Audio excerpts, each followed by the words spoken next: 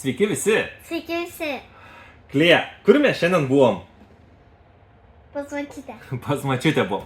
Ir iš tikrųjų buvom pas močiutę ir pas mūsų močiutę buvo tokia šventė miestelio. Tai ta proga pagalvojame, puikia proga mums sužaisti žaidimą Carcassonne Junior. Kaip ir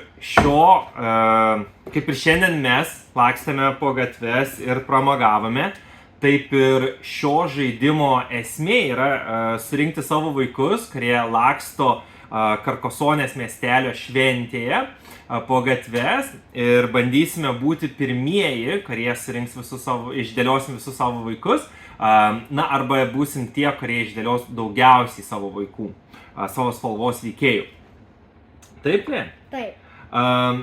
Šiaip mes žaidėm šį žaidimą jau kelis kartus, ar ne?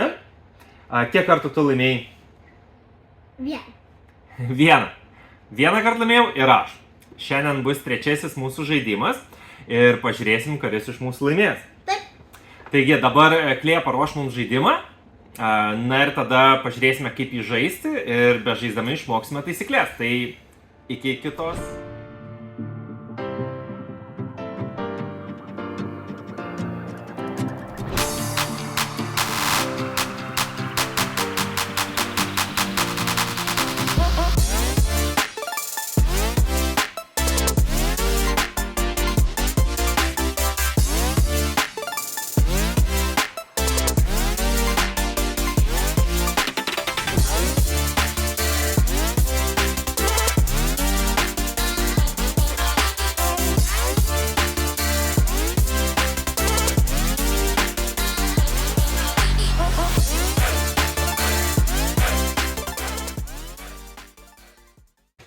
Sveiki sugrįžę. Sveiki sugrįžę. Taigi pažiūrėjome, kaip paruošti žaidimą. Iš tikrųjų žaidimas, kaip ir daugelis vaikiškų žaidimų, pasiruošia per 30 sekundžių. Šitas žaidimas tikrai nėra kažkokia tai išimtis. Galima žaisti šį žaidimą realiai nuo 4 metų. Manau, kad labai yra teisingas amžius. Su kai kuriais vaikais galbūt netgi šiek tiek jaunesniais būtų galima žaisti. Bet vėlgi, čia yra vienas tų žaidimų, kur žaidžiantys tėvai neturi nusileisti. Tad pradėkime žaidimą. Tai pradedame žaidimą, kai pasiruošėme jam, atversdami pačią pirmąją kortelę, lentutę, ir pradeda jauniausias žmogus. Tai kadangi mes turime 2 kelius, tiesiog Klėja dabar ims iš vienos iš 2 krūvelių ir dės prijungdama tą kortelę prie jų esančios. Na, Klėja? Aš galiu ir iš to? Tai aišku, iš kurios nori. Mes galime padėti ir daugiau. Galim padaryti 4 krūvelės, galim padaryti, kiek žaidėjų žaidžia, galime tiek krūvelių prisidaryti, kad visiems būtų patogu paliesti. Tai va, tai Klėja paėmė ir Klėja žino, kad tikslas yra užbaigti kelius. Kiekvienas užbaigtas kelias, tarkim, čia yra kelio pradžia šiuo atveju, mums reikia jį užbaigti. Ir kai užbaigsim, jeigu turėtume raudoną žmogeliuką, tai jį galėtume pastatyti čia į užbaigtą kelią, mes padedam vieną iš vaikų. Kaip jau minėjau, laimi žaidimą tas, kas sudeda visus vaikus. Arba jeigu baigėsi kortelės, tai laimi tas, kuris yra išdėjęs daugiausiai vaikų. Tai šiuo atveju aš esu geltonas, nei vieno geltono vaiko nėra ant kelio, tad man visiškai nesvarbu, kuris kelias bus pabaigtas ar nepabaigtas. Tuo tarpu Klėjai yra svarbu, nes Klėjos spalva yra mėlyna ir čia yra jau mėlyna mergaitė lakstinti. Tai mano tikslas yra neužbaigti kelių su mėlynom mergaitėm, kad nepadėčiau Klėjai, o Klėjos tikslas yra neužbaigti kelių su geltonais vaikais ir užbaigti kuo greičiau kelius su savo vaikais. Tai aš tiesiog pridėsiu štai čia, man tai nieko nekeičia. Jeigu turėtume, kaip minėjau, raudoną žaidėją, jau galėtume uždėti pirmąjį vaiką čia. Gerai, ir aš gavau štai. Klėja gavo vieną su vienu iš mano vaikų, aš ištraukiu vėlgi kortelę su geltonu vaiku, tai aš nieko nelaukdamas galvoju, kad aš pridėsiu ją štai šitaip ir sujungsiu. Ir šitame kelyje, jau kai aš jį užbaigsiu, jeigu pavyks jį užbaigti, aš jau galėsiu padėti 2 iš savo myglos. Taip pat Klėjos antras vaikas atsirado štai čia. Gerai. Tarp kitko, turėčiau paminėti, kad kortelių su spalvotais vaikais yra daugiau, nei realiai mes turime Meeplesų, tad jeigu ir kažkur tai nepavyksta užbaigti, nereikia per daug pergyventi, nes bus galima surasti kitas korteles, kurios leis padėti ir pabaigti kelią. Tik Lėja sugebėjo užbaigti pirmąjį savo kelią ir padeda pirmąjį savo vaiką, tai išsiveržė į priekį. Aš tuo tarpu atradau vieną kelio pradžią. Labai lė. Na ir ką, Klėja, ką čia ištraukė Klėja? Ištraukė vėlgi kortelę su mano. Tai Klėja ką daro, tai ir mano vaikui kelią pradėjo, ir savo kelią jinai pradėjo. Ne, pabaigiau aš vieną. Nu, tai pabaigė arba pradėjai. Kitą žiūrėkime. Taip, yra čia kitas kelias. Aš uždėsiu štai čia jį. Čia kelią gavau su Klėjos vaiku, tad noriu aš padėti taip, kad Klėjai būtų kuo sunkiau jį užbaigti.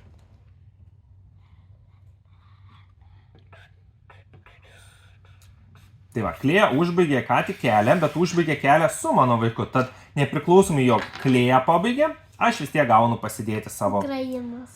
Taip, kaip Ukrainos vėliava. Taip, Slava Ukrainai. Na ir žiūrėk, visai gerai, man čia pasisekė. Aš paimsiu ir užbaigsiu savo kelią ir gausiu pasidėti savo antrą vaiką.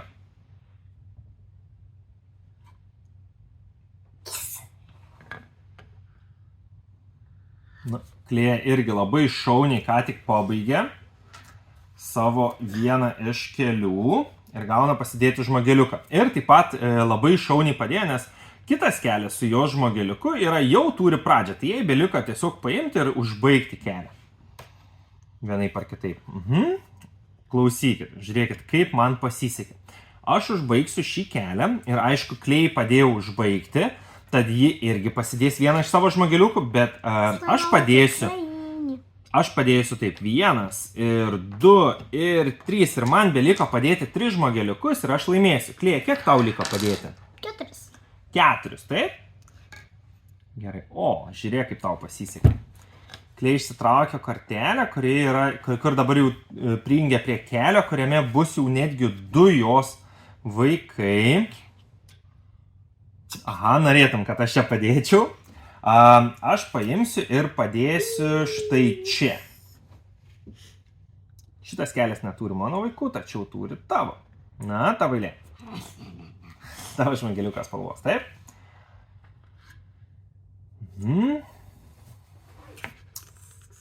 Ir Klėja užsibaigė savo kelią ir pasideda 2 žmogeliukus. Tai Klėjai liko uždėti tiesiog 2. Aš savo ruoštu uždėsiu štai čia. Nu, Klėja, mes konkuruojame vienas tarp kito, tai aš tikrai nedėsiu taip, kad tau padėčiau išsidėti. Kaip tu mane padedi, taip aš tau nepadedu. Klėja dabar galvoja, kur čia geriau padėti. Tai Klėja irgi kelią, jau turi vieną kelią su vienu žmogeliuku ir antrą kelią su vienu žmogeliuku. Ir abu jos keliai turi pradžias, na, arba pabaigas. Tad jei beliko surinkti tiesiog pasidėti čia kažkokią kortelę, arba štai čia ir jį laimės. Tai man reikia labai pasistengti. Aš šiuo atveju uždėsiu štai čia. Radau vieną savo žmogeliukų lakstančių.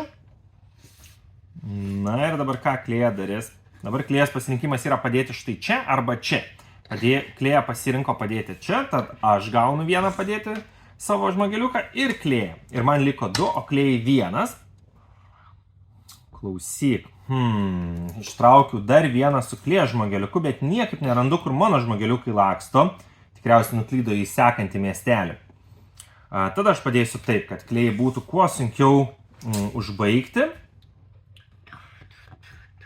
Nu, Klėja savo ruoštų paėmė ir ištraukė vieną mano žmogeliukų.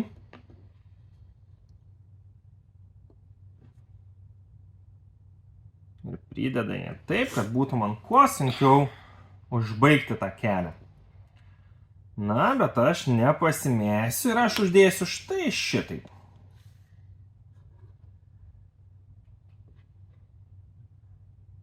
Oho, kaip čia Klėja sudėtingai daro. Gerai, aš uždėsiu štai šitą štai čia, tad mes turime kelią einantį labai ilgą su vienu klėjo žmogeliuku ir 2 mano žmogeliukais.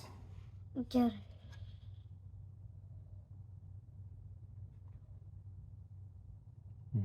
Tai klėja gali, sugalvoja klėja ir padeda paskutinį savo žmogeliuką. Ir kaip be būtų gaila, nors aš turėjau 2 tuos ir man te trūko ištraukti vieną iš šitų kartelių, netgi šita kartelė būtų tikusi, nes jeigu būčiau taip uždėjęs, tai kas būtų nutikę? Aš būčiau uždėjęs šitos 2 ir netgi 3 žmogeliuką galėčiau padėti, jeigu dar jį turėčiau rankose, klėja taip pat būtų užbaigęs irgi savo visų žmogeliukų išdėliojimus. Tai vienas iš variantų, apie ką mes nepašnekėjom, kaip galima uždėti, palauk klėja, tai yra, jeigu mes galime uždaryti, pabaigti tągi gatvę, tiesiog uždaryti ją. Tad jeigu būtų taip nutikę, jog, tarkime, galime patraukti šiek tiek dabar, paaiškinsime žiūrovams, kaip dar buvo galima daryti. Tai įsivaizduokime, kad mes turime štai tokią situaciją, kad keliaujame šitaip, tada keliaujame, tarkim, kur čia mūsų koks nors šitas, tarkim, keliaujame šitaip, na ir aišku, galėtume mes paimti štai tokį paimti ir pasidėti ir tuo metu užsidaro tagi gatvė, taip, kurioje laksto vaikai. Tačiau lygiai taip pat veiktų ir galėtume užsidėti vaikus, jeigu mes štai šitaip uždėtume ir tai uždarome tiesiog kaip apskritimą tą gatvę. Tada gautume aš pasidėti žmogeliuką, klėja gautų pasidėti žmogeliuką. Na ir jeigu žaistų kažkas su raudona spalva, gautų jie pasidėti 2 savo žmogeliukus, nepriklausomi, kuris užbaigia tą kelią.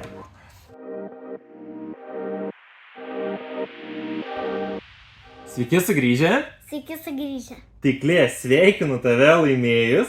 Dabar serija yra 2-1. Aš pralošiu. Nieko nuostabaus, ar ne? Ne? Dažnai aš pralošiu klėjai. Tikrai. Bet tikrai nesistengiu pralošti. Taip jau gaunasi, kad klėja kartais sėkmė ją labiau lydi, kartais ji tiesiog geriau sužaidžia, taip? Taip. Tai klėja, kaip vertinam šitą žaidimą? 10.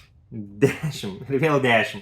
Aš sakyčiau, aš vertinčiau šį žaidimą 8. Vėlgi dėl tam tikrų dalykų. Tai pirmas, tai yra labai daug sėkmės. Ta sėkmę galima, aišku, šiek tiek keisti, nors ir kaip stengiausi sudėti klėjai nepalankiai šį kartą jos tuosgi žmogeliukus, tačiau vis tiek jai pavyko laimėti. Kita vertus, tai labai faina, kad galime iš tikrųjų stengtis ir žaisti. Ir, šiek tiek laimės reikia šiame žaidime, bet kaip ir gyvenime tikriausiai. Reikia tos laimės visada mums bent kažkiek. Tai mano vertinimo 8, klėjas 10, bendras vertinimas stiprus 9, taip? Taip. Ir mes tikrai sakom, kad šitas žaidimas niekur iš mūsų kolekcijas nekeliaus dar ateinantį laiką. Ar ne? Taip. Kas šiaip labiausiai patiko šiame žaidime? Man patinka spalvos, kad yra mano pati mėgstamiausia spalva violetinė, mėlyna ir raudona. Na va, kas dar patinka? Ir dar patinka man žmogeliukų svoris, kad jie yra stori ir kad tokie yra jie mažiukai. Tai klėja šiaip pasakė labai gerą dalyką, tai yra žaidimo komponentų kokybė. Tai iš tikrųjų žaidimo komponentų kokybė yra nuostabi, tikrai jaučiamas labai graži spauda. Vienas dalykas, antras dalykas, tai labai faina, kad kartonas yra storas ir patys žmogeliukai iš tikrųjų, kaip klėja sakė, turi svorio. Šiuo atveju galbūt ne kiek svorio, bet kiek jie yra tikrai tokie labai fainus liesti, ganėtinai dideli. Ir kai juos dėlioji ant žemėlapio, kurį sukuriam bežaisdami, tai labai faino jas dėti, jie labai gerai matosi, jie nelengvai griūna, tad kokybei žaidimo tikrai duodam 10 iš 10. 10 iš 10. Tai yra 20. 10 iš 10 arba 20. Šiaip žaidimo susižaidė labai lengvai. Dar vienas labai geras dalykas apie žaidimą, apie kurį ką tik pagalvojau, tai kad viena partija trunka apie 10 minučių viso labo. Tad galime atsisėsti, sužaisti, susidėti ir nuo sugalvojimo žaisti iki susitvarkymo gali praeiti viso labo 15 minučių. Labai greita, labai paprasta. Vėlgi, gali žaisti vieni vaikai. Taip. Aš tą kartoju vos ne kiekviename video, kuriame tik tai galime mes tą daryti, tačiau man tai yra labai didelis dalykas. Tai kad aš galiu žaisti su vaiku ir nereikia jam nusileidinėti, tai yra man smagu. B, kai aš neturiu laiko, galiu tiesiog sėsti klėje su savo kaimynais draugais, su darželio draugais ir žaisti, ir tikrai klėjam sugebės visiems išaiškinti taisyklės ir net mažiausi mūsų draugai sugebės žaisti šį žaidimą be jokių problemų. Taip? Taip. Tikrai taip. Na ir ką, ir liko mums paskutinis punktas, kurio mes dar neapkalbėjom, tai yra labai pavėluota, bet 4. žaidimų dalinimo savaitė. Tad ši savaitė nieko išskirtinio, mes norime padovanoti vieną žaidimą mūsų sekėjams. Tai praeitas 2 savaitės dalinimo darėme mūsų sekėjams, kurie yra prenumeruoja mūsų YouTube kanalą. Dabar norėtume tiesiog, kaip sakant, atiduoti duoklę ir mūsų Facebook kanalo sekėjams. Tad šią savaitę pasirinksime vieną iš Facebooko kanalų sekėjų ir jam padovanosime žaidimą. Taigi, ačiū visiems, kurie žiūrite mūsų video. Tikimės, kad mūsų kuriami video jums yra įdomus ir padeda išmokti žaidimų. Taip? Taip. Ir tikimės, kad paspausite patinka mygtuką, užsiprenumeruosite mūsų YouTube kanalą, kad žinotumėte, kada išeina mūsų naujieji video ir kad jų nepraleistumėte. Na ir susitiksime kitame video. Iki! Iki.